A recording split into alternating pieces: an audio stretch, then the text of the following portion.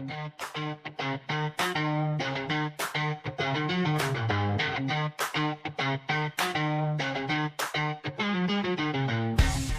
and a warm welcome back to an episode of the WenDirkCast with me, Jimbo, and Calvinator as your host. As always, we will be discussing lots of updates, transfers, developments, and so much more that has gone on over the last week or so. One important note, none of what we chat about is financial advice, of course. Do your own scouting or hire a director of Metaverse football. Calva, at the time of recording, it is officially the last matches of Season 4. This time next week, Season 5 will be in full flow. Are you ready?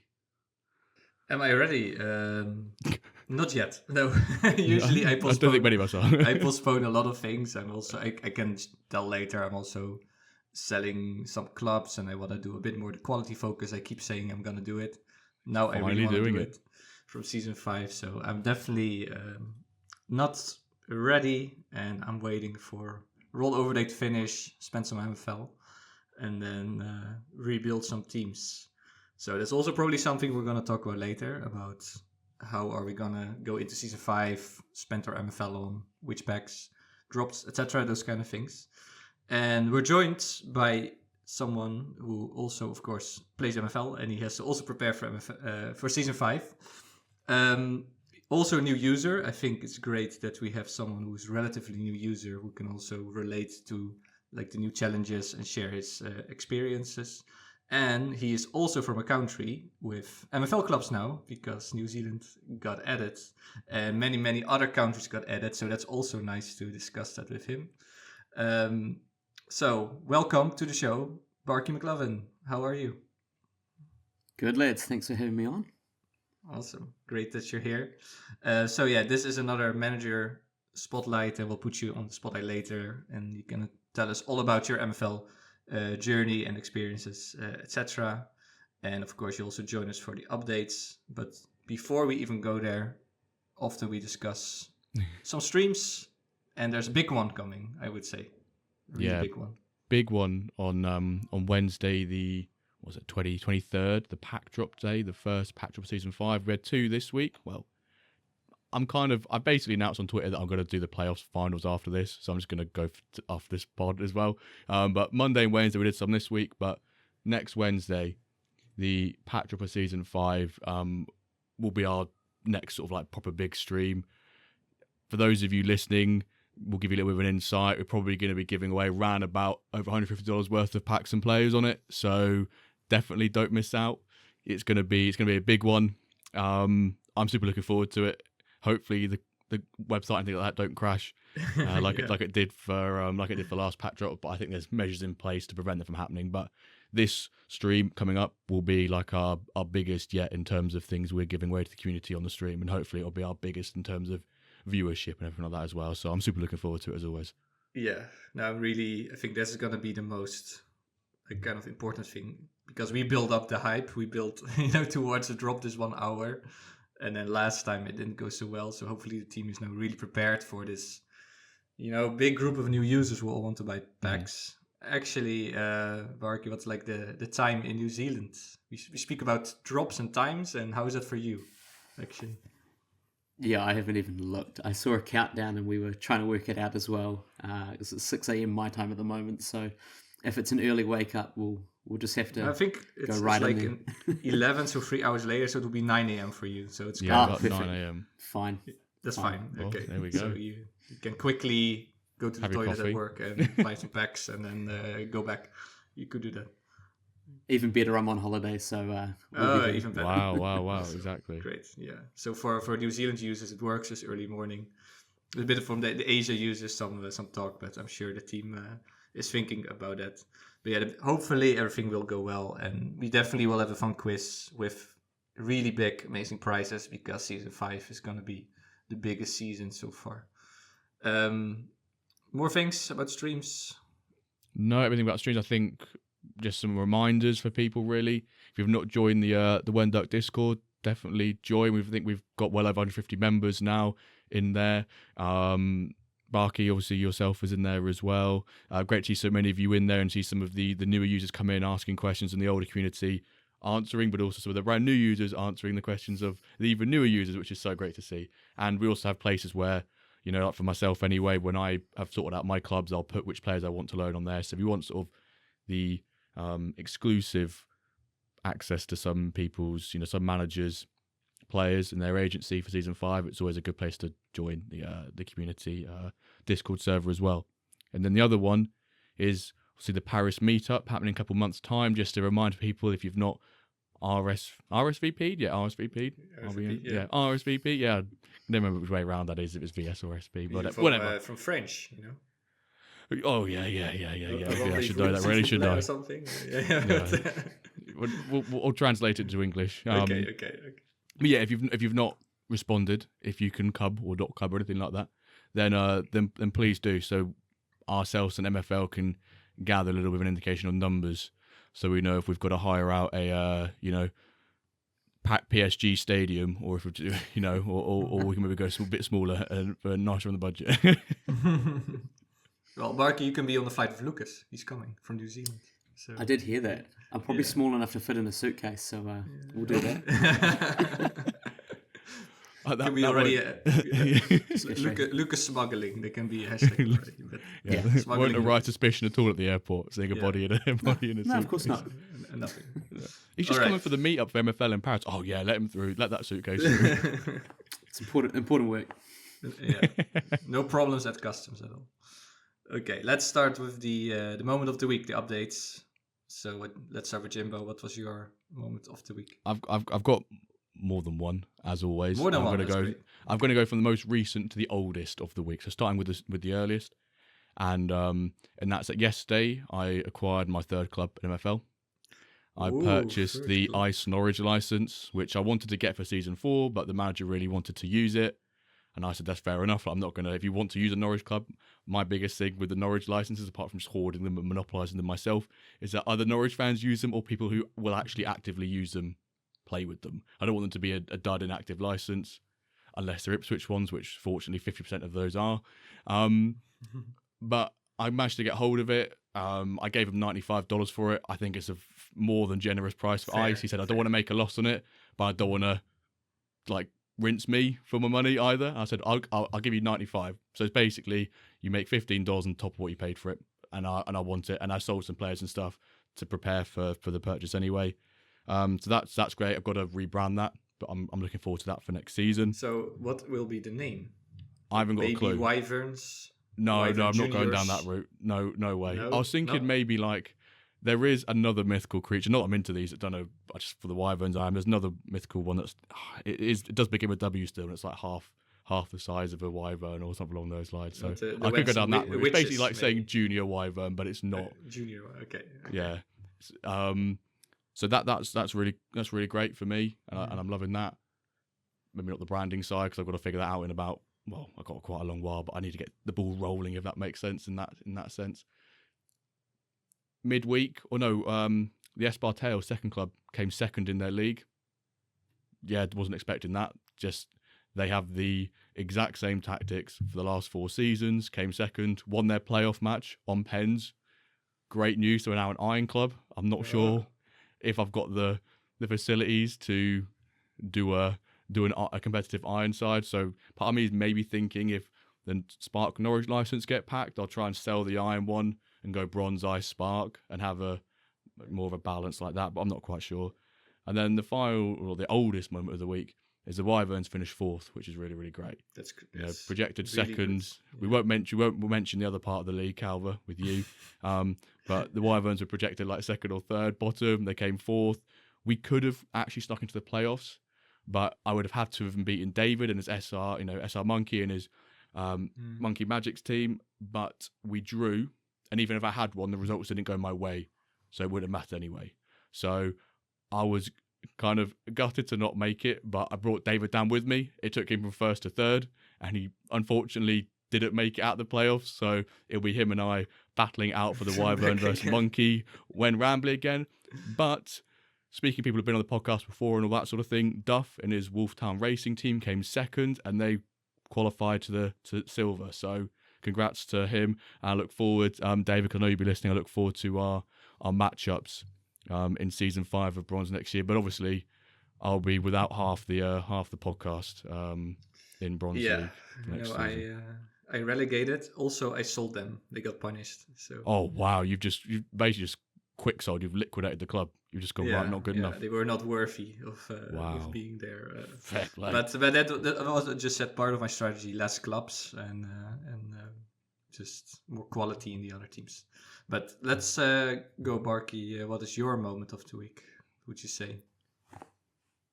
I managed to take my ice team that I joined in 2 weeks ago from 11th, and we ended up finishing 6th, which I was quite happy with. Oh, great.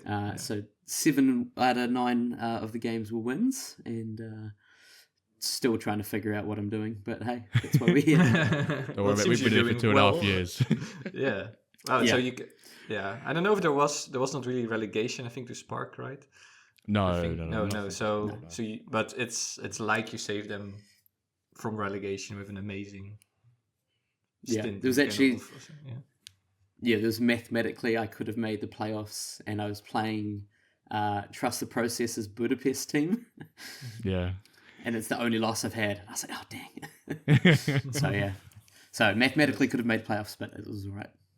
Awesome. I rate that's great, and especially there's no relegation from ice, but in terms of like MFL earned, that's still a sizable difference there, and it's the journey you've made in those past 2 weeks. Albeit you said you still ain't got a clue what you're doing. Don't worry, that'll continue for the first full season as well, probably. Like we're all in that situation, but I love that. Great. But it builds confidence. Like I don't know what I did maybe, but good it momentum can work, and you can really with some changes let teams perform much better.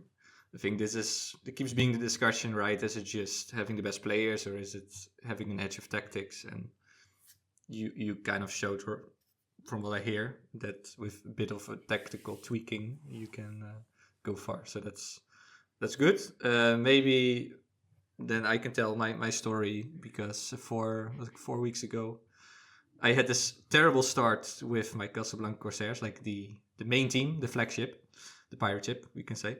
And they had like this first loss and then 2 draws. And I was like, what the hell, like stack them and I should be, winning this still really comfortably. And I started panicking, and then I had to test, and I made this video about testing. And I played, I can reveal my secrets now.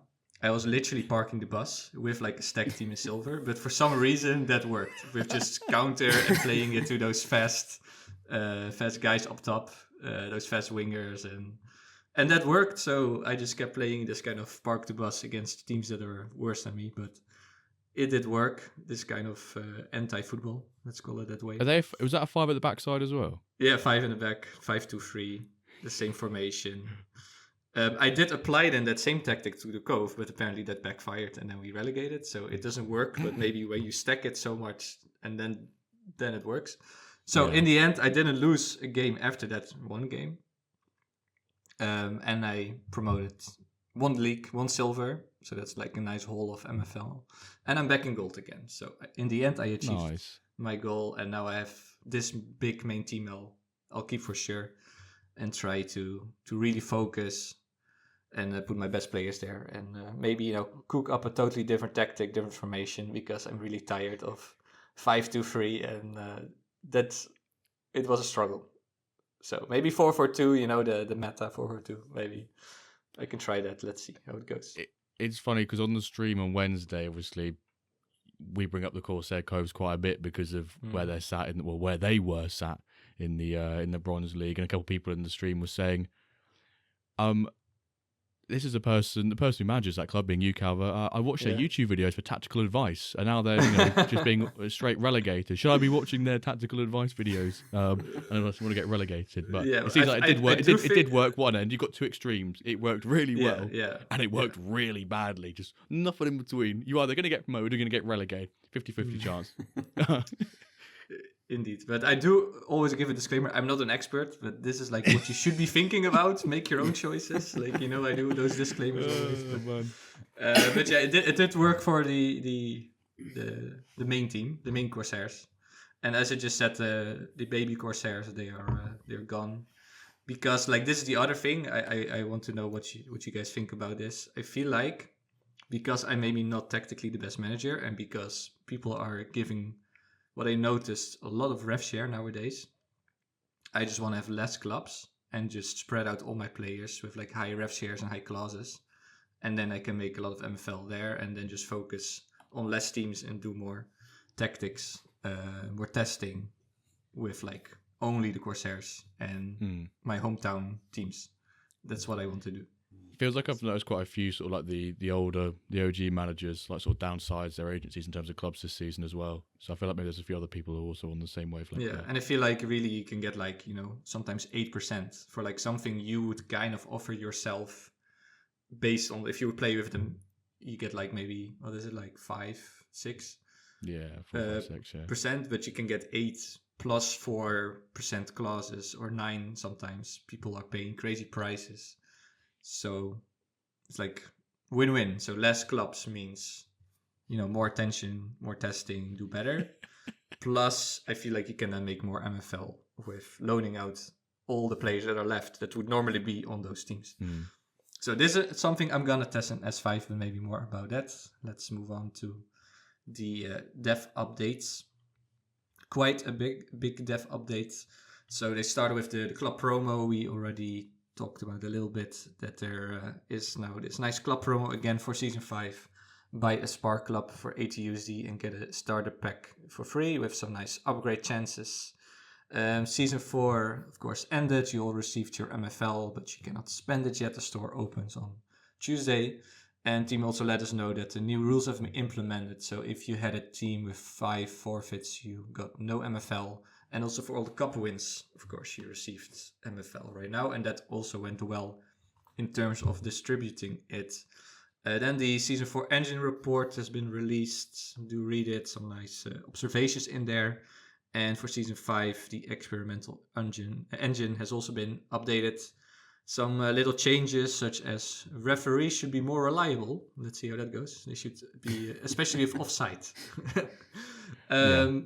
Also improved the highlights, so I'm very curious about that, and less bugs. Then I think the biggest one that everyone talked about is squad numbers. So from next season, you're able to assign them. It's fully implemented and will be rolled out during the rollover day. Then we'll see the first retired players. And the team has to change the UI a little bit to show this guy you cannot sign anymore. He's retired, he's gone. Curious how that will look. Then some other quality of life improvements, such as faster loading times, a bit easier to sort again. And other updates like the big things the team is working on. There's improvement of the translation tools. So with all those Spark clubs in different countries, it would be great to have more languages too.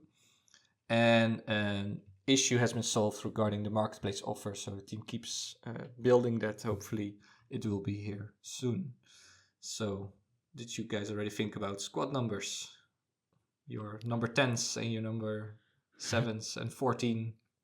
No, I'm not going with that. I'm just going to go really unconventional and just random numbers. I might spin the wheel, random number generator, pick my numbers that way. You don't care at all, really?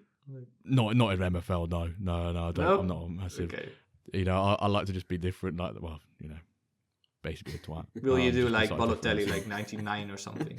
Or some people should. Well, yeah, it's 45, whatever it is, because it equals 9. Or might put my goalkeeper as, 50. You're number 9. See. Yeah, number 9. Yeah. I think a lot of 69. We're gonna see a lot of players with that number. I think maybe I'll put their number as their shirt number as the highest stat they have on their card, and if it's already the same as another one, it goes to the next highest stat. So probably will be like the 70s and 80s, somewhere like that. So totally random. Okay, Barky, you do appreciate tradition, numbers and tradition. And, tradition, utter woke nonsense. Yeah. Pick what you want. Will you do it for your clubs? To be honest, at some point, but I'm just trying to get players in first. So, I may have, and we can maybe talk about it a bit later, done a mid-season iron purchase. and there's some reasons for that with my thinking. But if I can get the players first, then I might assign them a squad number. I might be sort of like deadline day deals and just getting them in first. But we'll see how that goes. But you're not like a romantic. Like I'm a bit romantic with this, so I really want to have like my number 10, and then like the wingbacks get 2 and 5, and then you have like number 4 can be a CDM, and you don't care about. I think if I get anyone that has a recognizable name, like if I've got a Didier, I don't care who they are, they're getting a number 9. Number 10. If it's a Lampard, I'm getting, a Frank, I'm putting it as a number 8, and that's, a Chelsea fan. Okay, so fair enough. Anything like that, maybe I'm a bit romantic with it, but besides that, no. Right. When playing Football Manager, I even feel bad. So when I give someone the number and they requested another number, that's how I work. So and then like, oh, you didn't deserve the number 9, or someone is not worthy of it, and I remove it. And I really care about it. So I'll be like best. I will get number 7, and for sure he's like the Ronaldo of the Corsairs. So when your number 9's not performing, will you just change his shirt number in the basis that hopefully it's a conspiracy? Yeah, that for next season. He might, and you bench him and change his shirt number. The game he comes back in, he'll be like, right, I've got a point to prove here for Calvert. I've got to perform. That's he basically your last warning. The number 9 should be scoring goals. So if he's not scoring, then he has a problem. That's how it works. But I'm curious, really fun. Like also for the stream, like you suddenly see a team appearing with like crazy numbers, and then it will just be funny too. It will look confusing when watching them with the dots, and you're like, oh yeah, should be like number 9 should be the striker, like 47. Well, for you, right? For me, like I'll try and have to learn my own. I'll have to learn them. But if someone, there's a Norwich, used to be a Norwich player called Abu Kamara, and he plays 47 because then it's AK-47 is his initials and number. Maybe I could try and play on those sort of pieces. But yeah, I'm not gonna marry the numbers. Let us know, guys, in general, what your opinion is about this. Will you be kind of romantic or more like meme numbers? What route do you go? Then Diamond League, Diamond update. Of course, season ended, season 4. Meta Mercenaries are they're again renewed their championship title. 46 points. Then a very close tight finish. Joga Bonito just finished 41 with second with 41 points and 1 goal extra than Bisjona, who ended third, also 41 points. Then Amsterdam Lions, Dio, Ohm, Legends, Tango, Roma, 3X. They just survived. And then the relegation zone, Atletico, Ciudad de Mexico, 9th. They play a playoff tonight. And then BFC Barcelona, K Socials, and Basel. So those 3 are directly relegated to Platts. Jimbo, your reactions, initial, first to this table? No shock horror that Meta Mercenaries won the title. They are on paper the best team in MFL. We can quite confidently say. The big shock there is BFC Barcelona. I think we did watch we watched the stream on Wednesday of the final match days, and they needed to basically draw against OM Legends, and they would have just crept to that 9th spot because who did they play? They played Bresciani Milano. On the last day, and if they would have drew against them because of OM Legends beating Eric's de Mexico 4-0, the goal difference meant that with the draw for BFC Barcelona, they would have shifted into 9th spot rather than being an automatic relegation to 10th. So that was gutting for them. But I think everything from like 1st to 6th probably makes sense. Those teams that are there. Yoga with Sturge, massive achievement for him being where he is, building on last season's great success even more so, which would have been really hard to done. So fair play to him. But the rest of the teams sort of between 3rd and 6th, probably about where they deserve to be really. But it was a very sort of dramatic final couple of days in Diamond League because it's the closest it's been for a long time. No, that whole relegation zone was super tight. Like if Barcelona would have won, they would have been 8. So it could have really gone either way for like 8 to 11. Only Basel was already relegated. I also wrote down like who would you say were the biggest overperformers and underperformers. So I think Sturge, what you mentioned for sure, overperforming. Also Frajoko of MFC Roma, I think did really well. So he definitely he's a newly promoted side, so we didn't expect him, I think, to be comfortable in mid-table, but there he is. And then Baller's probably underperforming. Yeah, and I think that's maybe Own Legends feels like they underperformed a little bit. Could have been a bit higher, but the rest, looks like what we expected. I know we should listen. We never listen to our predictions. what we said about this how it looks. Also about the playoffs, I have an interesting case, by the way. I don't know, Jimbo, are you an IMFF promotion relegation expert, would you say? I know that's an absolute mind-numbingly like headache situation going on between Diamond and Plat because of ownership. That's as far as I know. Yeah, well, let me talk about it. So, who won? Who's already promoted? So for sure, promoted is Naples Gold Feathers because they won Plat, and Samba FC because they won the second place playoff. So they are promoted already. But then DFC Barça Magia from Dio also won a Plat, but Dio already has a team. So he cannot go up, right? Yeah, so that team can't go up. We know that team can't go up. Yeah, that team cannot go up. And then there's a playoff like BFC Manchester, Atletico Ciudad Mexico. So BFC, they can go up because the other BFC, and it's a different manager too. So that is okay. But what's gonna happen with the Dio team? That's a bit. Yeah. What should happen? Like he cannot go up. So then, which team deserves then to go up? I honestly, it's in the white paper somewhere, and I've not read it, but it's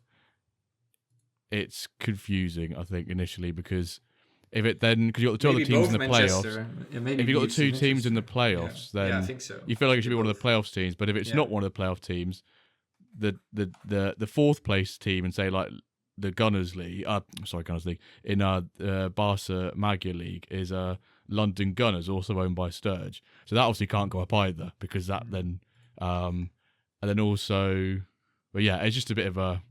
Yeah, so maybe really Eric is lucky, and then both BFC Manchester and Eric's Atletico stay. Atletico stays and BFC Manchester goes up. I guess that will be the solution, but we'll see. We're not the one deciding. The team has a bit of a pickle, I think, with that.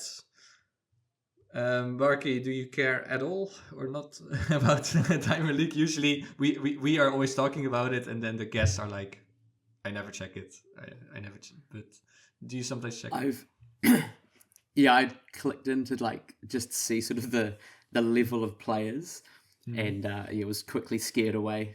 I think it might be something I'm interested in, down the track, but at this stage it's just trying to figure out my own teams. I think. I think that's most of the time. For most people, our goal here is to hype it a little bit, that people get maybe if their favorite Diamond teams, and there's a bit more of a hype and buzz, and also when watching it. I think Basil is also from New Zealand, right? You know, Jimbo? I think he lives in New Zealand. Yeah, I'm not. I'm not sure if he's a Kiwi. Yeah, he might be there French, was one thing that popped up. I think he's actually where I like the city I live in, but we were talking about that as well. Nice. Okay. Because if it's the same Basil that's on So Rare as well, then I think so. Like, it is. Yeah, Basil. It's Basil. Yeah, there's a bot in Wellington. yeah. So you should be supporting his team, but he relegated, so now he's in Plat. So he should be hoping that he gets back up next season. Right, I've just clued myself up on the situation on the white paper with regards to multiple clubs from the same owner in the same division. So if two clubs from the same owner end up in the same league, number one, it moves to a different league. Not possible because it's Diamond's only one. Option number two, if relocation isn't possible, the club set to be promoted will not be promoted. Instead, the next non-promoted club in the league standings will be promoted. This gets interesting because in the league that is, Samba FC are already promoted. That then brings in X3, which, spoiler alert, is the platinum club that Neps just bought. So if Dio continues to have ownership of Barca Magia, it's X3 that gets promoted. No, but isn't it BFC Manchester because they ended second? They're not in the same league though. I think it goes by league. It doesn't unless it's really. It's not about. Could you? Yeah, I don't think I can't see it. But I think it should be. It should be like that, right? Mm-hmm. But you can't because the leagues are independent of each other. That's that's how I interpret it anyway. The third place team would then go up, not the team that came second from the what do you call it? From the but this is where it gets even more confusing because if BFC Manchester do go up, if it's the third place team, it's either X3 of NEP or it can't be FC Cincinnati's team 2,500 because he's obviously already got. Has he already got? He's got. No, he's not. He's sold out. He's sold. Okay, ignore that. Then. Yeah. But to my understanding of reading the white paper, if Dio continues to own Barca Magia, it's NEP's X3 that gets diamond. So then, well, we're gonna talk about it now. But then NEP did a very big brain buy. It could be big brain buy. Yeah. Yeah. Well, because he is there. But let's talk about the marketplace then. Let's move on there. First, some numbers to illustrate the amount of growth. Right now, there are, according to Alex's wonderful website, MFL Assistant, there are 4,014 established clubs. So we just reached that 4,000 limit of, so a nice milestone. And 2,352 owners. So that's also a very nice increase. I think a month ago we were like 1,500 or 2 months ago. So that's a very big increase. And the club per owner is now 1.86. I think before in the quiz they put like 1.92. So that's also dropping a little bit. So it really shows there's a big growth. A lot of new users coming in. That also makes my job a little harder because how am I ever gonna say all of those new manager names? I want to ask the community what should we do? What can I do? Maybe highlight a couple that's made an impression on me. Maybe that's the way to go. So, I think so, yeah. Yeah, I think that's just highlight a couple of new managers who made an impression in some other way. I think that's my plan, but I'm still gonna shout out some names I saw just in the past, couple of hours. For example, Sean 6, Aurelius 6, Charlie Greenman, El Hitman, Cam 01, Ben Ultimo, Supra, King or Kongarn, M. Da Silva, Agustin, and many more. So let me know what I should do instead of shouting out 200 people, because that's the new level of growth in MFL. We got to be confident. But there is a new user of the week. I put Toftern there, new user from Norway. He joined 4 days ago and he already has 4 clubs. So if he keeps up the pace of 1 club per day, he's going to have a lot of clubs very soon. Then common, limited players. It's really something interesting going on with common players, in my opinion. It's nuts. It's crazy. It's really, they're like overspending or they really believe in progression or potential. I don't know what it is, but I think it's the former. Yeah, to illustrate, for example, Swingling, also a new user. He bought a 47 rated CM, 25-year-old for $3. So that's already a bit like, okay. But he also bought a 53 left midfielder, 29 years old for $4. So back in the days, those would have been just $1 players, right? They would have been just like, whatever, take those players. But now he pays like $4 for a 29-year-old 53. Like, is he really going to get that much better? Is he worth that to just put him in your team? Or can you buy lower players for the same amount of money?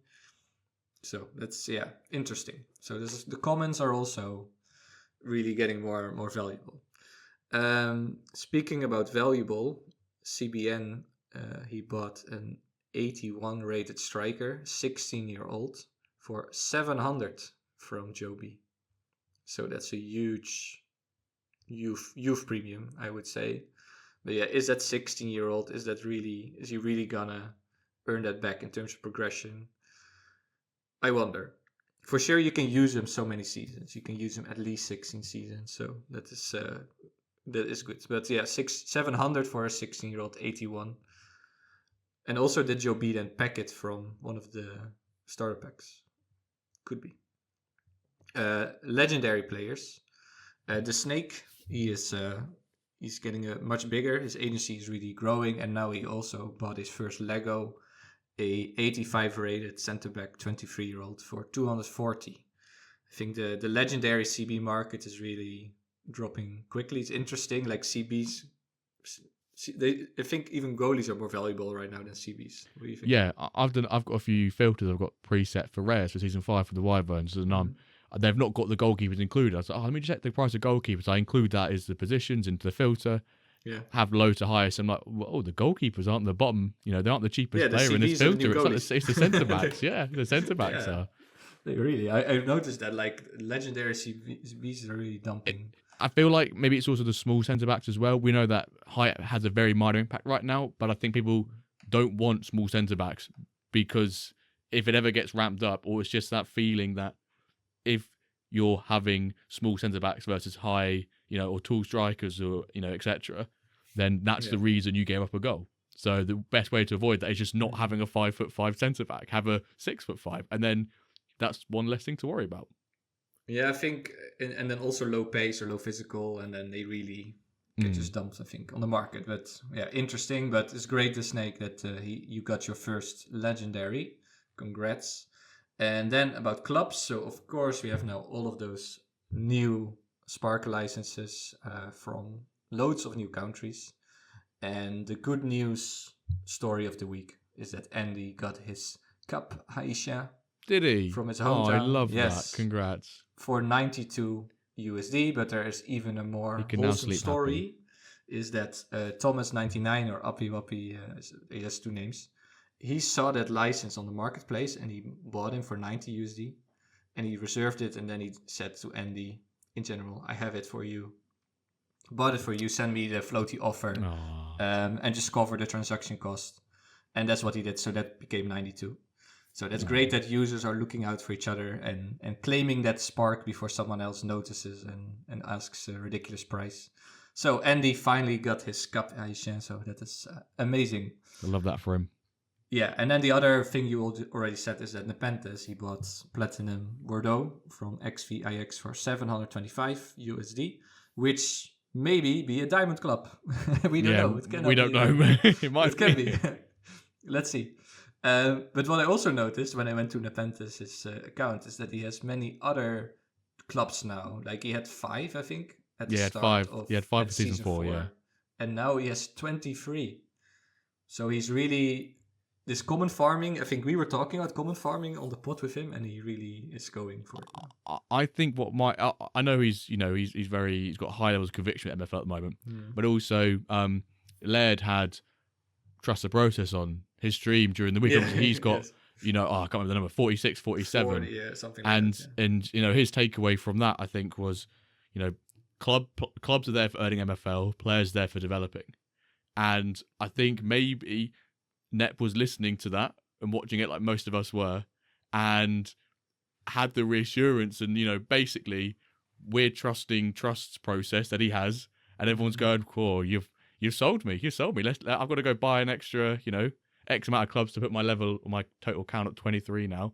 I feel like maybe this is the Trust the Process effect happening on Nep right now. This is the influence he's got. I have a good hashtag already. Trust. We can do. Trust. That could be a potential hashtag, but keep listening if this will be the final one. But you never know. I was going to say, where we end up. Jason, you said that you purchased an Iron Club this week, and you said you had a little bit of an info as to why that is. Tell us why. Yeah, so I also was watching the Laird stream for Trust the Process, but I was kind of thinking in a slightly different way. Because all these licenses are coming out, the number of new users, which I am one of them, I just looked at Spark and went, how long is it going to take me to get out? Yeah. I mean, yes, because I don't have the players really, so I'm going to be loaning. Do I want to be loaning in a whole bunch of players and it's still not even a high enough level? So I looked at that. I did the club opening and everything and which is a great reveal. Probably one of the best things for a new user straight away is going to get that new club. But I was like looking at that, and then I also bought mid-season initially. For a Spark license, went, oh, that's right, I can't play. So I'd bought an Ice team. So I'm currently sitting on the 3, and the Iron team was actually more, let's get some MFL. And I was saying to Calver, actually, I sent him a message, because one of Calver's players was in my Ice team. And I said, hey, is this a thing that people can do? And so I was actually, thinking of holding it maybe to mid-season. But I think we'll just keep going with it. So yeah, it was I think a 7th place finish in Ice, and it had 0 rev share. So now I've got a nice little MFL balance to push into some common players, probably fill out a Spark team, or go a little bit higher, get someone for my Iron, and then try and reduce that rev share a little bit. Great. Good strat. Good strat. Yeah, I was gonna say I like that strat, and we saw users from season 1, season 2 doing that a couple seasons after they'd started. But I think now those people, like Bob, for example, who's been on the pod before, and others that's in the MFL Ramble and those great guys over there have done that, where they've gone for a higher div club. I think from listening to them and probably just other people talking about it, I think you've made a sensible move there, Jason. Not div purchasing advice, but I think I think that's how it happens often. Like people buy a higher one, like also, maybe just cash the MFL and then sell it again, and then like, oh, this actually feels good. Might as well fill it and try to keep it in and stick with it. I've got 3 really quick things just to talk about before I mention Splash of the Week. Yeah, we were building the Splash anticipation. But this is just go back to the common piece again. Sorry. For the month of February, there were just shy of 3,000 common players purchased. For the month of March, there were 8,600. So nearly 3,000. And we've still got, as a current time recording the 20th of April, we've still got 10 days left of April, and we're already 8,553. So we're 40 common players away to surpassing the all-time common transactions in a month. The average weekly price of common player in the last 2 weeks has doubled from $2.15 to $4.24. And I've just seen this purchased on the marketplace. Ernest Harmson being sold by Trust the Process, big news, selling someone, especially because he's 17, going to be soon to 18. So he's an 18-year-old, not 17, he's an 18-year-old. 62 rated, no progression. I think it was a mid-season pool. So 62 rated 18-year-old, how much do you think Trust the Process sold him for?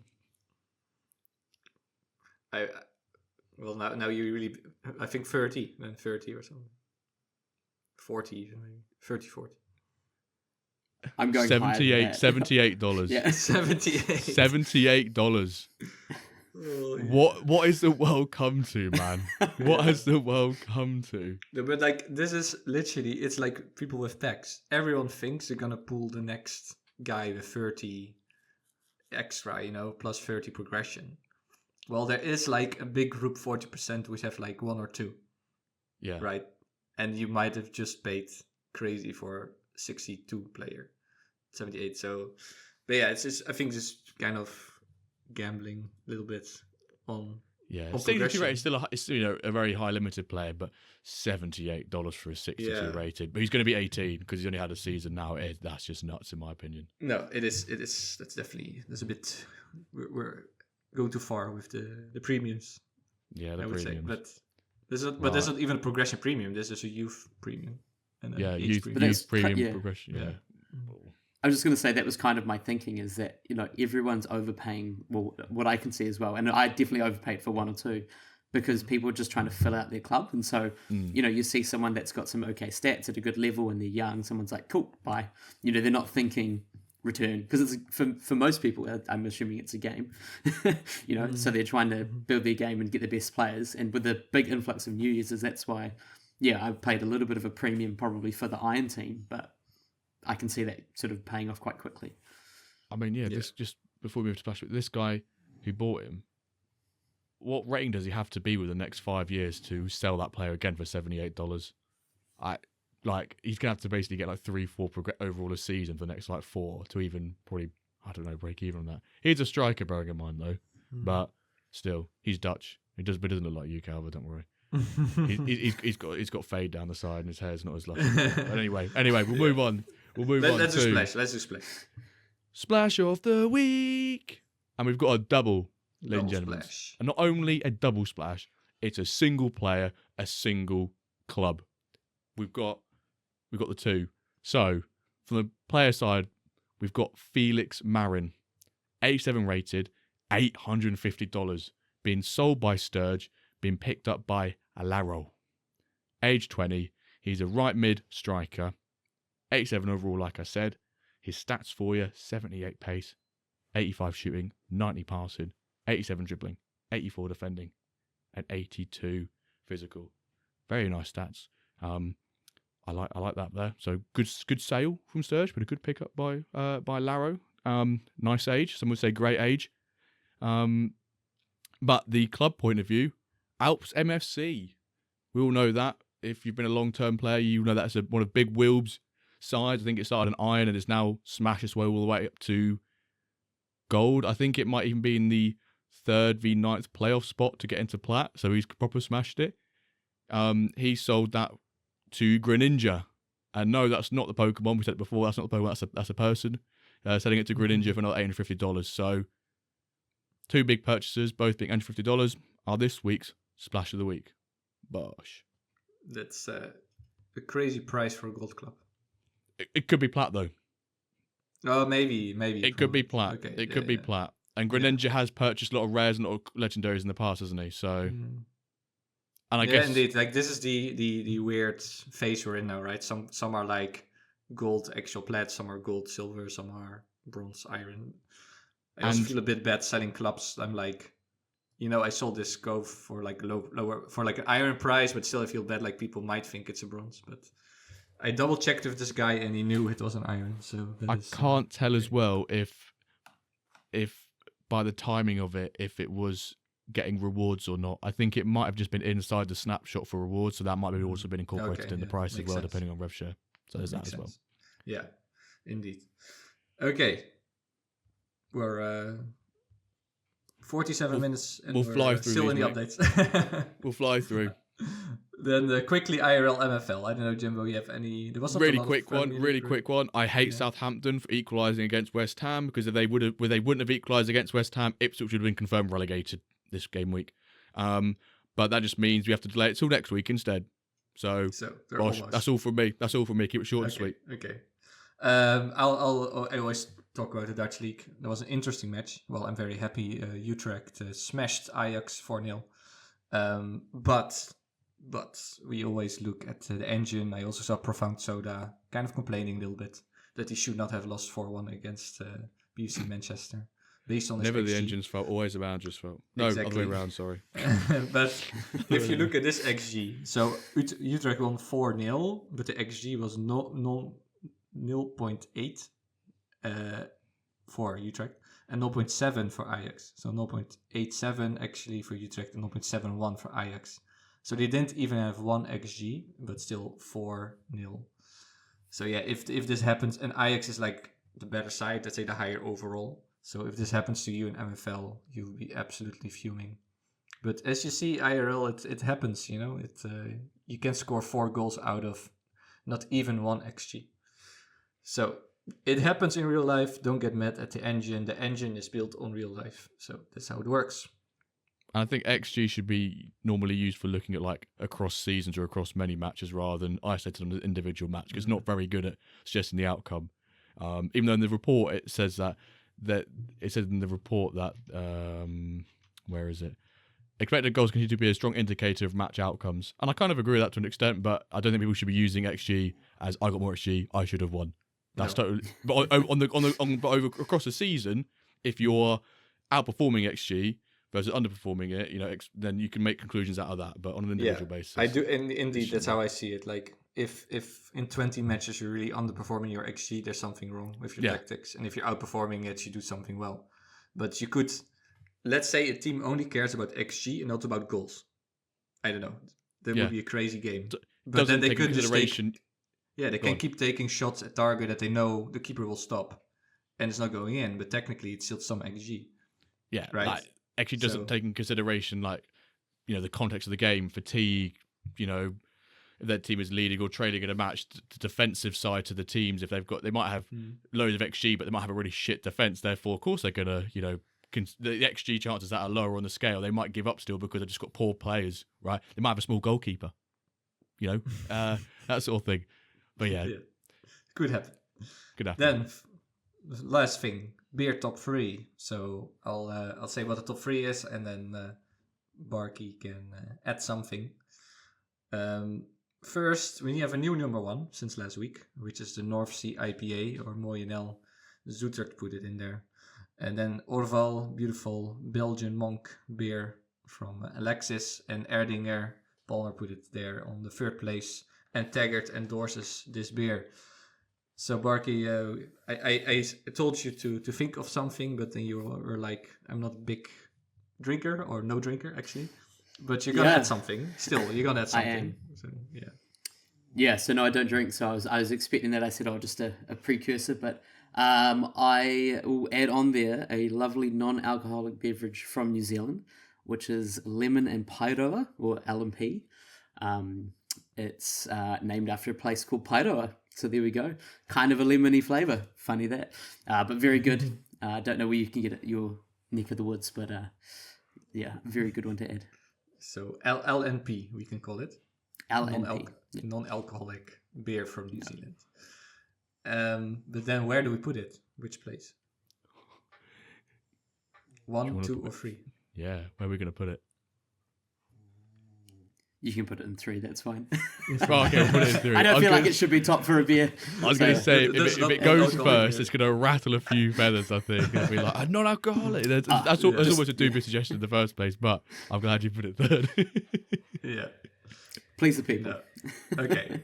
No, I think that's fair, and we still have two good beers, I think, in the 1 and 2. So. Well, to an extent, non-alcoholic still does have some alcohol percentage in it, right? It's just really, really low to be considered non-alcoholic. So nowadays, I think it's you wouldn't even call it a beer. So, but that's what I say. You can put it 4th if you want to, and just leave it there. But very nice beverage. Honourable mention. Honourable mention. No. We need to put. No, we'll put it 3rd. We've got to. So it's in 3rd place now. Yes. Okay. So now finally, it's time for the manager spotlights. The section where we ask Barky all about his MFL experiences and goals for next season, etc. And we're also the new thing Jimbo and I try to do is also include some community debates where our guests can share his opinion on the debate going on. So the usual question: what is your MFL story? How did you find out about MFL, and why did you join? Yeah, so I was a Football Manager player from a long time ago.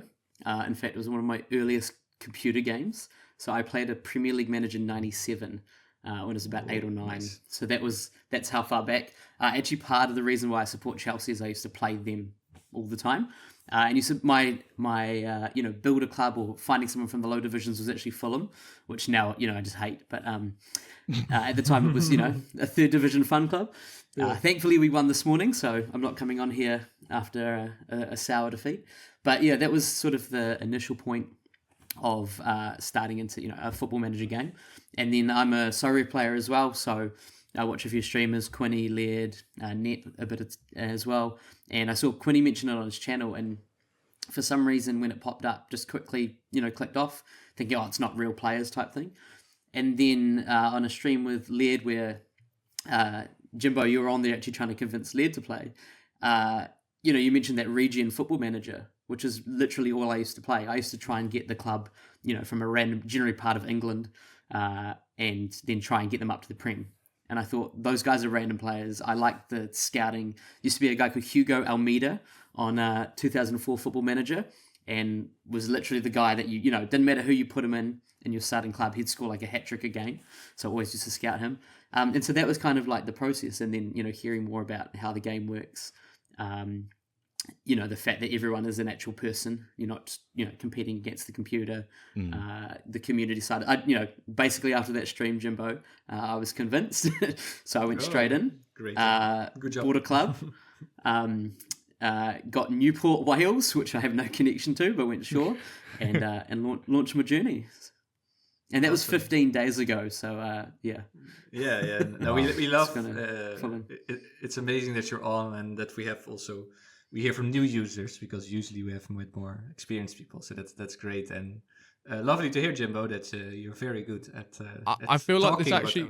This might have been Nep, not me. Actually, I was on Led stream, but I think Led was already convinced when he invited me on. So I will take partial credit. But I think Nep was on there to convince him. But I love the fact that anyway. No, you convinced Barky. That's the thing, I guess. Convinced. Yeah. So I think you were talking more about.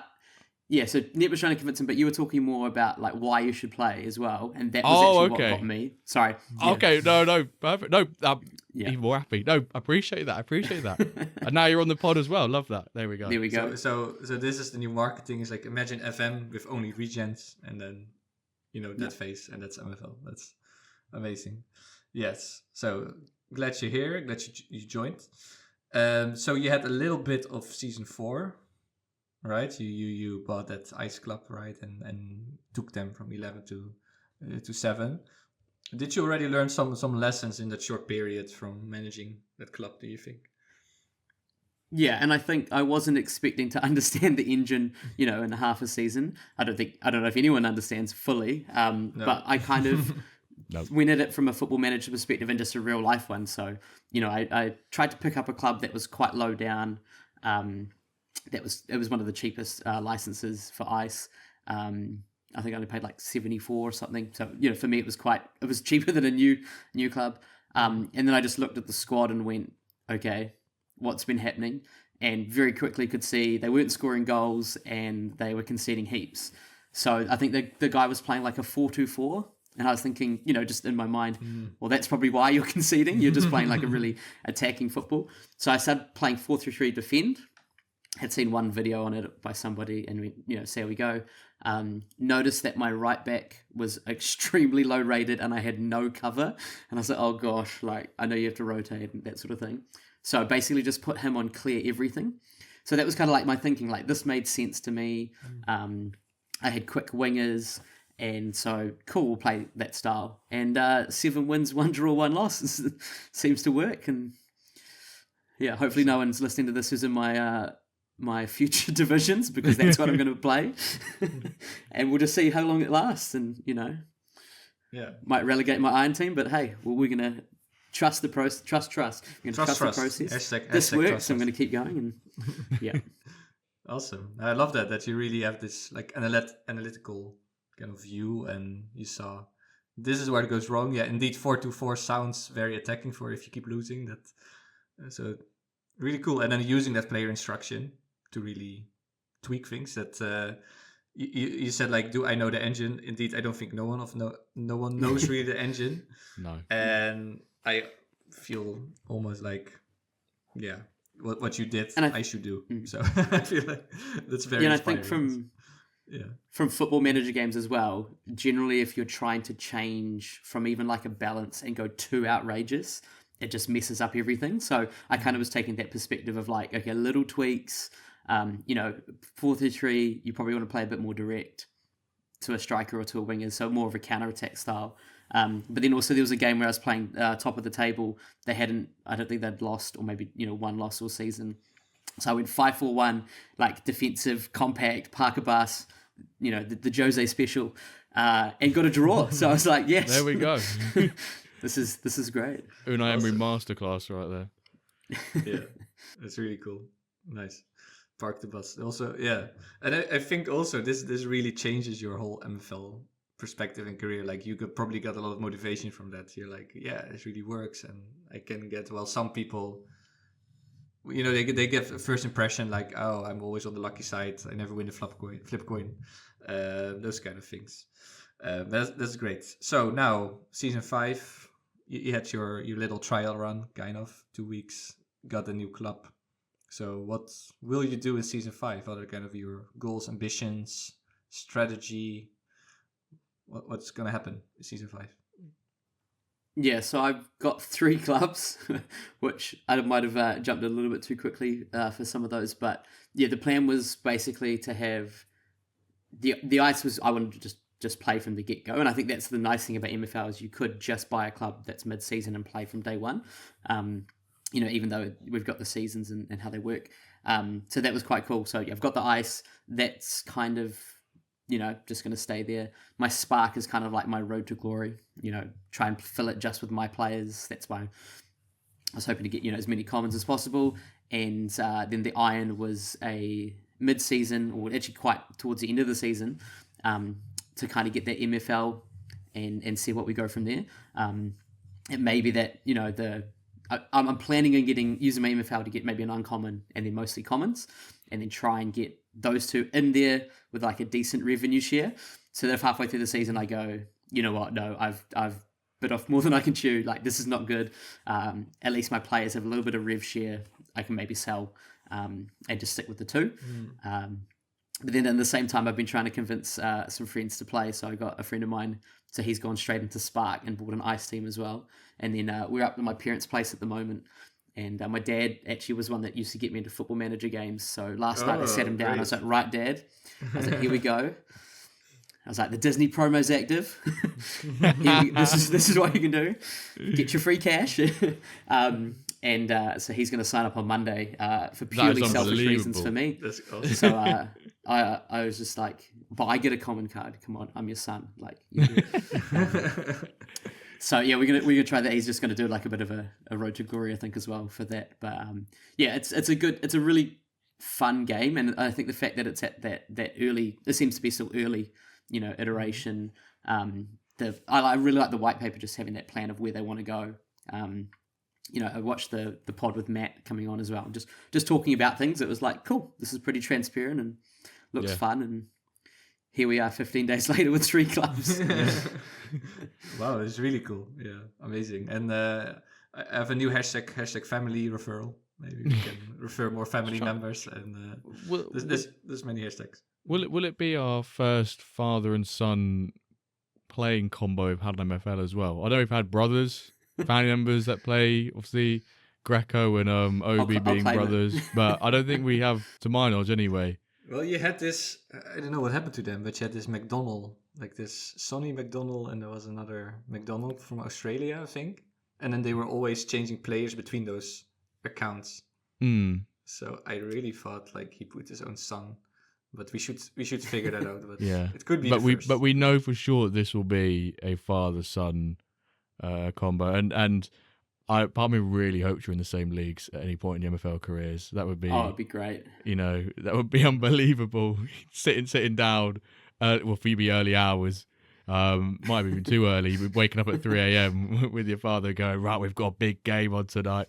Put it on the big screen, get the beers in, have the pre-match banter with each other, bragging rights. Whoever loses has to pay for the other to have a meal out maybe somewhere. Yeah. And then put it on not the like about that you can watch extended highlights or the full match. So Jimbo and I once watched like how long did it take? Like 45 minutes. About 40 minutes of full match. yeah. You can have proper experience with it. Yeah. But maybe it really. We keep saying if you're really dedicated about tactics, maybe do that, analyze, really write down what's happening and learn. But it was fun to do sometimes. Yes. But it sounds really really good. So I have a couple of discussions, and then we can also kind of talk about your own experience. So now you got some MFL from that Iron Club. Jimbo and we also got a nice bag of MFL. And the question is always, how are you going to spend it? What is smart? What fits with your kind of your overall strategy, with your goals, etc. So, Jimbo, maybe let's start with you. Have you thought about how you're going to spend your MFL? In previous seasons, I've sort of, I've got 36 hours MFL this year, which I could have nearly hit 40 if I would have come third in the third or second in the league, but I didn't, which is kind of frustrating. But I'll still take 36 hours from 2 clubs, being bronze and stone. I'll most likely buy 3 uncommon packs. Previous seasons, I would usually sell one on floaty, let my girlfriend open one, so she's involved and she's happy in that sense. She enjoys it, so it's a good thing to do. Then sometimes I just like give one away on stream or give one away. That's really what I try and do. Like I benefit from one by opening it. I benefit one from selling it, and then of course I can give one away. This season I'll probably just buy 3, rip all of them open, just do that. I feel like I've deserved it this season. I'm just going to rip them open, and I might just keep the 6,000 there for a rainy day, basically a rainy day. But that's my current plan. You could also get 10 comments with it. I don't know.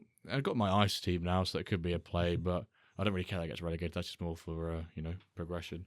But I guess inherently the smart thing to do, in my opinion, if you're looking to bolster your squad and upgrade, and you want to target particular players, is to buy packs and sell them. You don't have to worry about getting a card which you don't want a 65 rated 5'5" goalkeeper. That would be my worst nightmare if I open one of those. But if I can sell, if I could sell 3 for say 35-30, and then get a 80 rated 24-year-old goalkeeper from my bronze team, that's a massive upgrade, and I can have them for 7, 8, 9 seasons. So that's probably the smarter thing to do. But also, opening packs is incredibly fun. So I'm probably going to go down that route this year. Season. No, it's always it's all about like risk. Again, what's your appetite for risk? With both drops and with packs. Do you want to open them, not open them? A lot of people are too tempted, but okay. So Barky, I think you already mentioned something about getting an uncommon. So you want to get one uncommon player and then some other packs, or what was your plan with that? The iron earnings, let's say. Yeah, so I actually did 2 things, like got the Iron Club, but also then tried to buy players that I was going to use next season that had an okay revenue share. So I was like, I was probably scouting for like a couple of hours, I reckon I was going through, and I found an okay rated goalkeeper, and actually in a bronze team, and they had 6% rev share, and I was like he was low rated, but I was like, okay, that's good. Looked at the price, it was okay one. So I ended up with about 16k, and so the idea was to do 1 uncommon and then fill the rest with commons. But then, maybe watching too many pods and videos, this idea of common farming, or having a lot of common players, maybe it's more just loan everyone in for the iron, try not to give away 100%, try and keep them up, and then have the other 2 teams with mostly my own players. I think that's possibly where I'm going to go. I'm also going to see what happens when the packs come out and things, and what I get sort of midweek. So its flexibility is good. So I'm probably not going to try and get things a minute after they open. But then in saying that, there's a degen in all of us.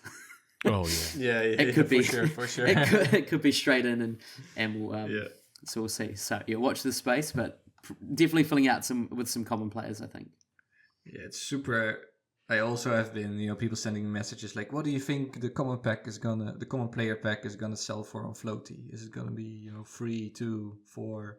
And then when the store opens, people buy uncommon packs, and then it's like almost stock market. You can kind of see the price of those uncommon packs going up and down, and now it's gonna be even crazier with the higher rewards. So compared to last season, people got more MFL, so they can also get more packs, more player packs. So this might drop prices. The development center is gonna open for the first big one. kind of generation. They're gonna first escapees out of dev jail.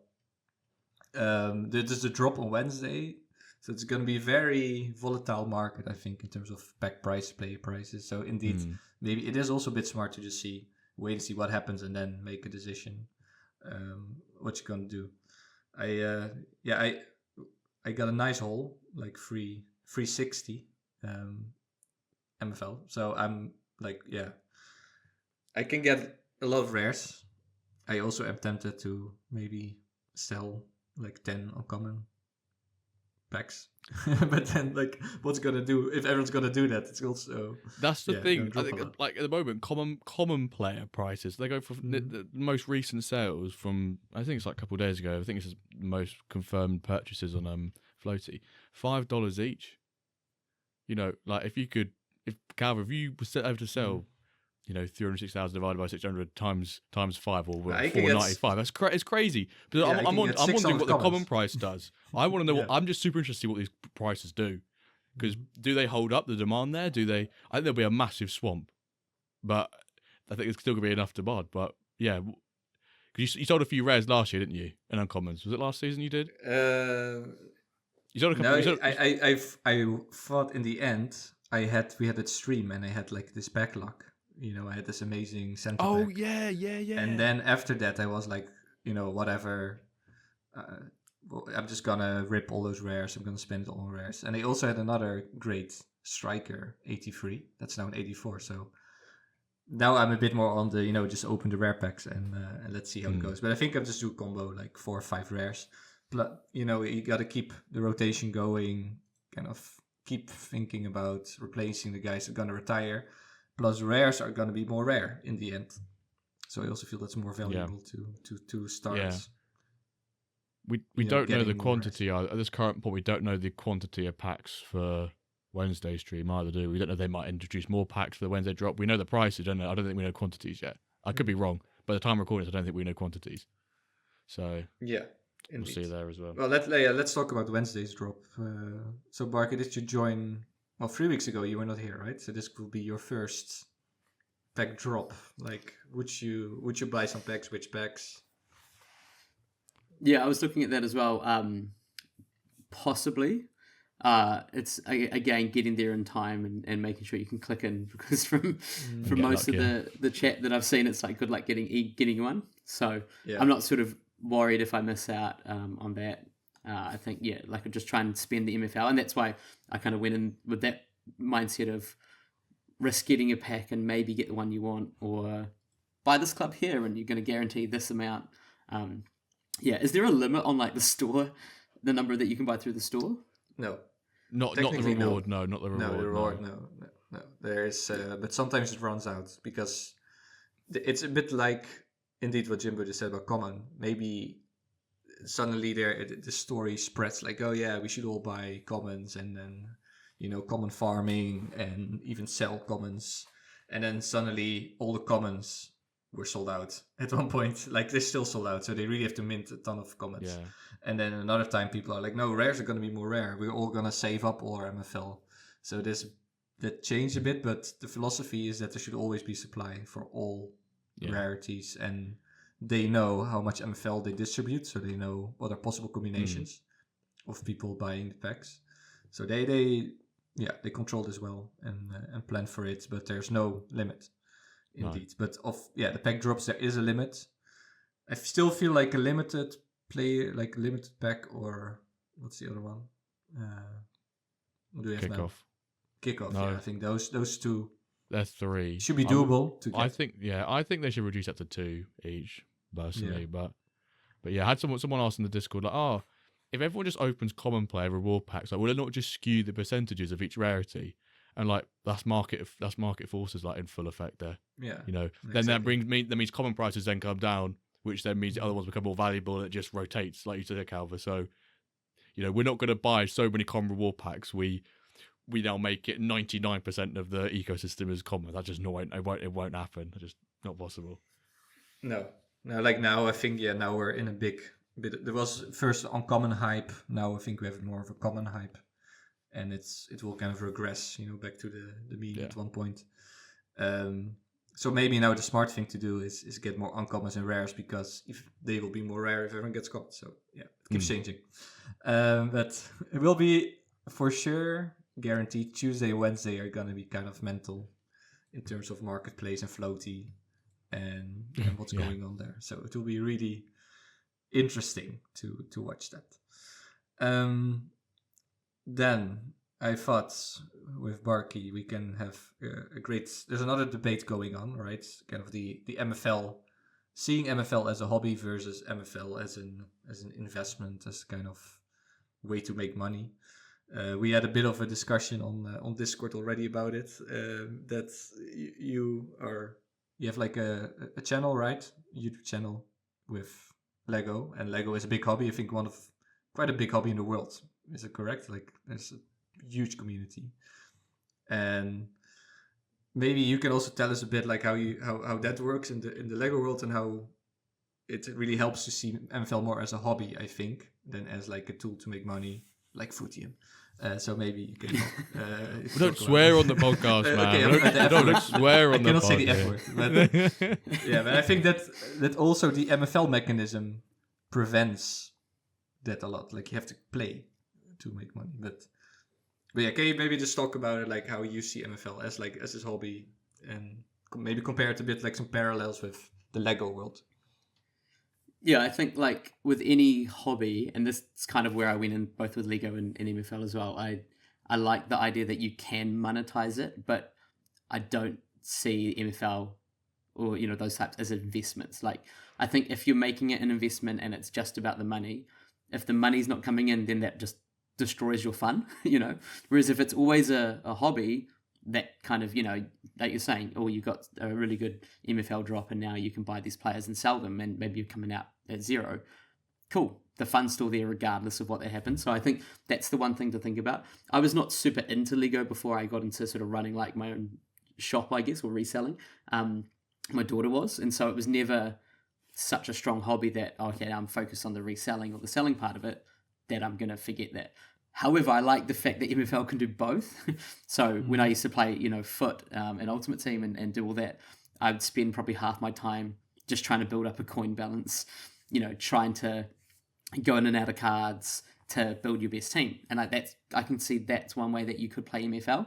You could then play just as a club and, buy one license and never buy a player, or you could just buy one player and never do anything else. I think that's what I like, is there's always that flexibility, but it also fit with what I like. So I wouldn't say, going into it with an investment at least. It might become one, if you're all of a sudden successful. But if you're going and thinking, I'm going to make a quick dollar, it's not going to be. You're buying it as, what are you saying, a $78 16-year-old and hoping, that's the thing. It's more of a hope rather than a, is this actually going to come to pass? Indeed. So it's like a nice bonus, and it adds more fun, I think. Kind of raises the stakes a little bit of your hobby, and it can really turn into some fun thing. Jimbo, thoughts about it? No, I totally agree with the mindset, and I think I always badger on about it, that as long as you're having fun playing MFL, who cares how you play it and why you play it and anything like that. That's a fundamental emotion that really should be driving your MFL career. And Jason, it seems at the moment, you've been in a couple of weeks and you bought yourself 3 clubs already, and you've told your family members to get signed up as well. So it feels like you're definitely having fun, which is great. So that's the main thing. And but yeah, of course you can return some money playing MFL, like any game that has sort of any monetary value to any of the assets within it. Of course you can, but it shouldn't be the be all end all of the driver. Yeah, it shouldn't be the driver. And like you said, like you said there, Barky, if that money then dries up, if you're playing it for an ROI, then that saps all your fun out, and then you just lose interest, and then that's like that, that sort of cascades and snowballs. So, and it's great that so many others like yourself have the same mindset towards MFL, and I think that's what people like Nep and Led done a great job of sort of promoting MFL with that, and pushing that mindset into new users as well. Because if it just came in with an ROI effective, I reckon we'd just have not a toxic environment, but that's one of the massively positive things at MFL, is how great the community is. And if we can try and I think going into it from a hobby perspective, for the most part, maintains that environment that we're all in. Yeah. And we really need to cultivate that, I think. Really also market it, and never ever market as like, it's like Web3 gaming is about making money, or this game is about making money. And yeah, I think like the F word is really way more. It's way more like you really get paid in ETH, right? You really get like crypto that goes up and down, and it gets very speculative. And here you just get paid in MFL by playing the game. You really have to play the game to, and then you have still extra steps that you need to get players and then sell them. So that already prevents some people from. Of course, there's still flippers. There's still people trying, with shady tactics and everything. You're always gonna have that. Probably in the Lego world, you have some shady people too. Right, 100%. So 100%, yeah. That's just how the world Every works. hobby does.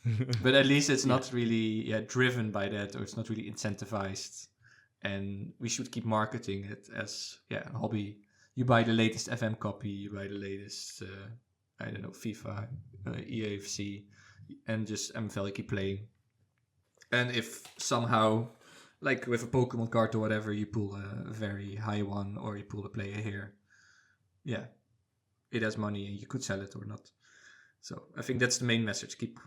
We need to keep cultivating that, spreading it, and having that as a mindset.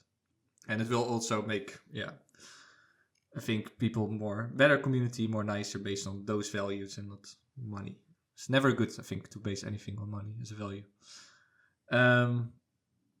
Then, well, we can keep talking about this, but we also have always a question from guests. So the question from our last guest was, who was the first manager club you followed and why? So Zoetert asked that last week. Did you already use the My Network function? Thanks. Yeah, I've actually got you on there. That's only because we were talking about I think it was that O'Leary guy, and then one friend. I haven't added more on that. I've been quite jumping into Discord and figuring things out, but okay. Yeah, that was something quite new, and I went. So was I the first, or there was other people? No, it was a friend of mine because we were. Okay. Yeah, sorry, the second. Yeah, a friend of mine that we both signed up at the same time, so we sort of followed each other, and then awesome. Yeah. I think that's also really fun, right? If you have like a good friend or like your dad, right? That you can follow and play with IRL. Follow your dad in MFL. I'm on there. Jimbo, can you flex some numbers? You were last week, how many followers? I have 50 people follow me, and I just follow everyone that follows me back, basically. And everyone who follows me, the people who I expect to follow, I think. I think my first person I followed was Bosco, because he was the top of my follower list when I opened up the network. And, selfishly, the Wentz and Wyverns were the first team that I followed. Just in case I needed to follow them anymore, because I own the club, they were the first team, the club that I followed. But outside of my ownership, it was David's Monkey Magic, then your Corsair Cove, which obviously in the Wyverns League, I don't really need to follow you anyway, because I knew when your games were, but... But I like to, especially when I still had 8 clubs, to follow all my own clubs, and then give a quick overview, quick screenshot. How is everyone doing? Which position? I think that's very useful. So maybe they could also split it up into my clubs and other clubs. But we talked about it with Zoetert, like maybe splitting up a bit more the network section. Then, Barky, did you think of a question for our next guest? What could that be?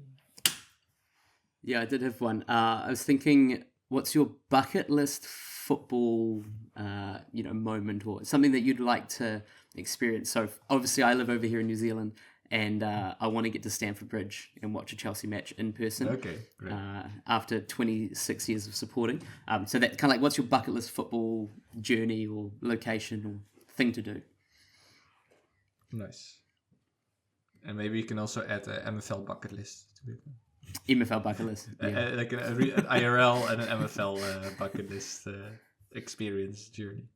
I've got 3 on mine. I'll go on. I'll answer my next episode. I really want to answer this now. I can answer. I can tell you one thing that I've already crossed off my bucket list, which was to watch Norwich win at Wembley, and we won the playoff final in 2015, and that was like, go see my own club play at Wembley, and win.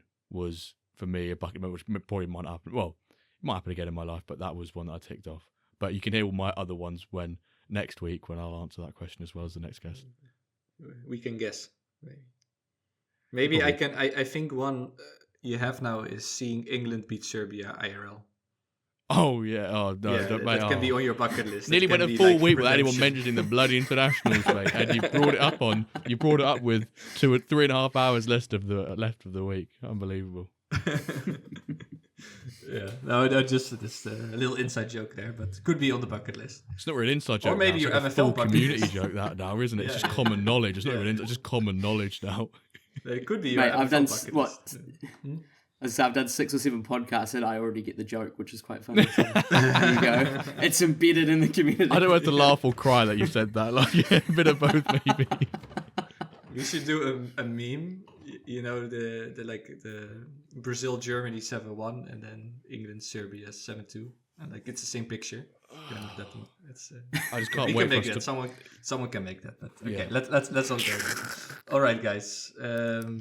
So, ladies and gentlemen, it's the part episode where you all know what's coming next, and it is the hashtag. And over the last couple of days, and even on this podcast, I've spoken a lot about people buying lots of clubs. Jason, in your 3 weeks being MFL, you've gone from 0 to 3 clubs. Trust the process on his podcast on Laird Stream, talking about trusting the process. And we also had Nep this week go from 5 to 23 clubs. So we're going to go with the hashtag in honor of that, of hashtag trust the trust. Are we going to trust the process of trust? Hashtag trust the trust. A lot of trusts in there. You can even do one mega hashtag if you want, just put loads of trusts in there. But the hashtag for this episode is trust the trust. Get it on Twitter or X. Get it in the WenDirk Discord. Get it in the MFL Discord. Put it in any other Discord for all I can or we can. Get it sent around. Start shouting it in the street if you want to. Just shout hashtag trust the trust. But as long as you get it out there, that's the main thing. Before we wrap up this episode, I want to say a massive thank you to Jason, aka BarkyMacLovin, for coming on today, giving up his Monday morning, in fact, to jump on for episode 86 of our Manager Spotlight, or the episode 86 of the WenDirkCast. A massive thank you for coming on, my man. Hope you've enjoyed yourself. No, it's been awesome, lads. And if anyone has iron players between 72 and 78 and they're feeling charitable, please send them my way. BarkyMacLovin on MFL as well, so in Discord. So yeah, awesome. Message. I need players, people. Help me out. Yeah. Yes. Bosh. Well, there you go. Cheeky little plug to try and recruit some players for Season 5, which many of us will be doing over the next couple of days and weeks as well. So, but yes, thank you for coming on. A quick one before we do wrap up. Pack drop on Wednesday, an hour before the pack drop happens. We will go live. Big stream, lots to give away, quiz, pack openings, bish bash bosh, just absolutely unreal time. Make sure you're there. Hope everyone's Season 4 ended in the way they wanted it to when they got promoted, survived relegation, etc. But if not, commiserations. We go again, we come back stronger. Season 5 will be yours. Right, and on that note, thank you all so very much for listening, and we'll catch you this time next week for an episode of the WenDirkCast. Thank you for listening.